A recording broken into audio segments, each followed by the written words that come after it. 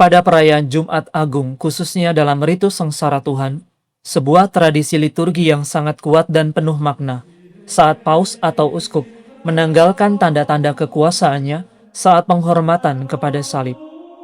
Memulai ritus utama sengsara Tuhan, Bapa Suci di hadapan umat beriman dan para anggota Kuria Roma, menanggalkan kasula, melepas sepatu, dan meletakkan di samping cincin nelayan, simbol otoritasnya sebagai penerus Santo Petrus.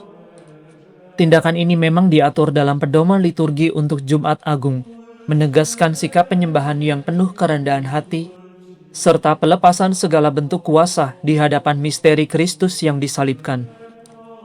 Pada saat penghormatan kepada salib, norma liturgi dalam Ceremonial of Bishops menyatakan bahwa uskup termasuk paus harus menanggalkan kasula, melepas sepatu, berjalan tanpa alas kaki, dan menghormati salib sebagai suatu gestur dan tanda penyembahan sejati kepada Allah dalam kerendahan hati dan dalam perendahan dirinya.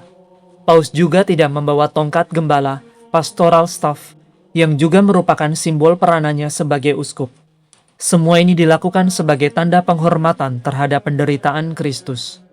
Dalam liturgi Jumat Agung, yang mengenang sengsara dan wafat Kristus, suasana duka dan permenungan dihadirkan melalui kesederhanaan yang mencolok, altar yang dikosongkan, hiasan yang ditanggalkan, dan lonceng yang dibisukan.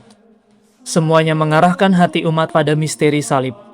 Jumat Agung penuh dengan detail yang menarik dan salah satunya adalah tidak dirayakannya Ekaristi. Hal yang hanya terjadi dalam setahun dan sebagai gantinya dilakukan penghormatan kepada salib. Pastor Juan Manuel Estrada, ahli liturgi, menjelaskan mengapa Ekaristi tidak dirayakan pada Jumat Agung.